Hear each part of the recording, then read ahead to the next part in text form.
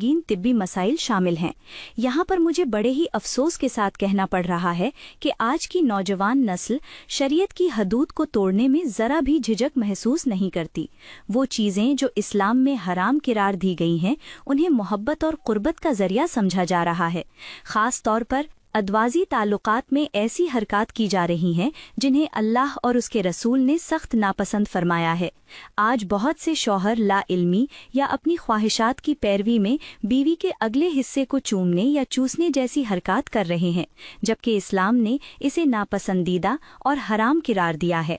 जदीद साइंस भी यही कहती है कि वहाँ बेशुमार जरासीम और बैक्टीरिया होते हैं जो मुख्तलिफ बीमारियों को जन्म देते हैं, जिनमें मुंह और पेट के इन्फेक्शन, जल्दी बीमारियां और बाज़ खतरनाक वायरस शामिल हैं।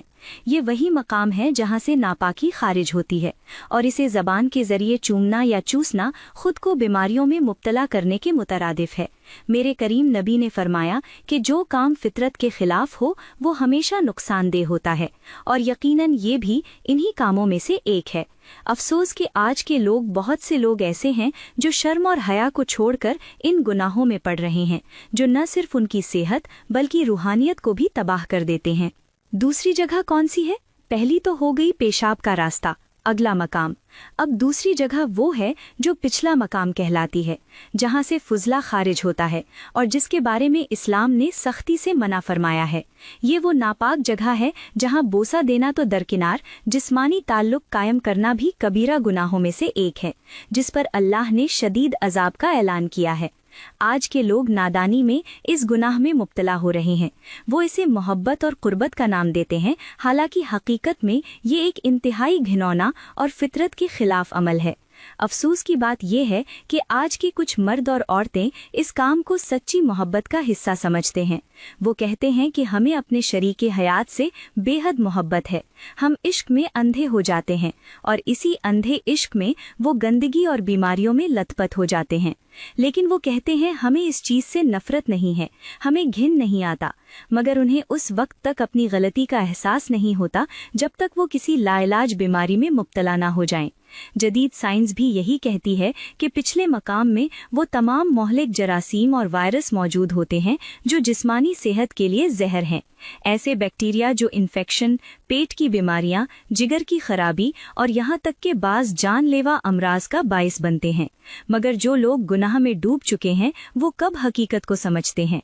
वो तो इस अमल को जदीद ताल्लुक और नई मोहब्बत की अलामत कहकर खुद को धोखा देते हैं, हालांकि ये दर हकीकत अल्लाह के कहर को दावत देना है। सोचें, अगर एक पानी का कुआं नापाक हो जाए तो क्या कोई शख्स उसमें से पानी पिएगा? हरगिज नहीं, बल्कि लोग उस कुएं से दूर दूर रहेंगे, क्योंकि वो जानते हैं कि नापाक पानी बीमारियों का जरिया है। तो जो जगह जिस्म में फुजला निकालने के लिए बनी हो वो किस तरह मोहब्बत और क़ुर्बत की जगह बन सकती है? अल्लाह ने हर चीज़ के लिए एक फितरी रास्ता मुकर्रर किया है और जो लोग इस फितरत से हट कर चलेंगे वो न सिर्फ दुनिया में जलील होंगे बल्कि आखिरत में भी सख्त अजाब में मुब्तला होंगे। तो मेरे मोहतरम भाइयों, तीसरी जगह वो है जो हैज़ के दौरान नापाकी की हालत में होती है, यानी औरत के अय्याम मखसूसा के दौरान उसका मखसूस हिस्सा जिसे अल्लाह ने उन दिनों में नापाक करार दिया और फरमाया कि उस वक्त के दौरान औरत से जिस्मानी ताल्लुक मना है। और नबी ने भी फरमाया कि इन दिनों में न सिर्फ जिस्मानी ताल्लुक हराम है बल्कि इस मकाम का बोसा लेना भी नापाकी में मुब्तला कर देता है, क्योंकि हैज़ के दौरान औरत के जिस्म में कई ऐसे जरासीम होते हैं जो शौहर को नुकसान पहुंचा सकते हैं। मिसाल के तौर पर अगर किसी को खालिस शहद का एक बर्तन दिया जाए मगर उसे गंदे हाथों से छूकर नापाक कर दिया जाए तो क्या वो शहद खाने के काबिल रहेगा? हरगिज नहीं।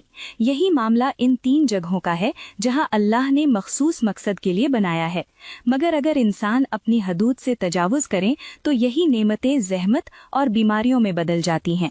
यहाँ पर मुझे इंतहाई अफसोस के साथ कहना पड़ रहा है कि आज के नौजवान जिस गंदगी में लथपथ हो चुके हैं उसकी मिसाल तारीख में कम ही मिलती है। ये वो लड़के हैं जो गैर शादीशुदा होने के बावजूद अपनी नाजायज़ ख्वाहिशात की तकमील के लिए ऐसे गुनाहों में पड़ चुके हैं जिनका अंजाम सिवाय तबाही के कुछ नहीं। ये वो लड़के हैं जो दोस्तों के नाम पर, मोहब्बत के नाम पर, ताल्लुकात के नाम पर हराम काम कर रहे हैं और वो इस हद तक अंधे हो चुके हैं कि उन्हें ये भी परवाह नहीं कि जिस लड़की के साथ वो हैं वो नापाक काम कर रहे हैं, वो पाक हैं या नापाक हैं, वो अय्याम में हैं या नहीं। उन्हें बस अपनी ख्वाहिश पूरी करने की जल्दी होती है।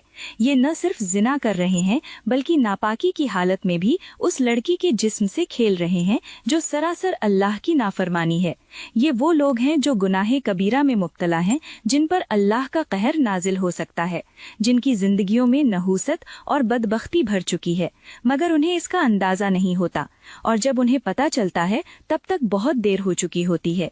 ये वो नौजवान हैं जो मौत से पहले ही मर जाते हैं, मुख्तलिफ बीमारियों में मुब्तला हो जाते हैं, ऐसे लाइलाज अमराज का शिकार हो जाते हैं जिनसे वो सिसक सिसक कर मरते हैं, मगर तौबा करने की बजाय मजीद गुनाह में डूबे चले जाते हैं। जब इनकी हकीकत खुलती है, सामने आती है, जब इनके जिस्मों पर जिना की बीमारियों के जख्म नजर आते हैं, जब वो अस्पताल के बिस्तर पर मौत का इंतजार कर रहे होते हैं, तो उनके अजीजों अकारिब चीख चीख कर रोते हैं। उनके माँ बाप अपनी किस्मत को कोसते हैं कि काश उन्होंने अपने बच्चों को हलाल और हराम की तमीज सिखाई होती, मगर अब पछतावे के सिवा कुछ बाकी नहीं रहता। ये गुनाह सिर्फ लड़कों तक महदूद नहीं, बल्कि आज की कुछ लड़कियां भी इसमें बराबर की शरीक हैं। ये वो लड़कियां हैं जो गैर महरम लड़कों को अपने पास बुलाती हैं, उन्हें अपनी हवस का निशाना बनाती हैं, उन्हें जबरदस्ती गुनाह में मुब्तला करती हैं और खुद को इस फितने में डाल देती हैं जिसका अंजाम सिवाय जिल्लत के कुछ नहीं। ऐसी लड़कियों के लिए दुनिया में रुसवाई और आखिरत में शदीद अजाब है।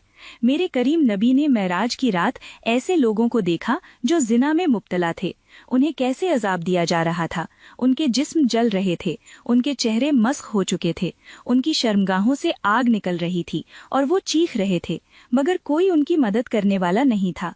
और यही अंजाम उन लोगों का है जो आज जिना को फैशन बना चुके हैं, जो नापाकी में भी अपनी हवस पूरी कर रहे हैं, जो इन हदूद को तोड़ रहे हैं जो अल्लाह ने मुकर्रर की।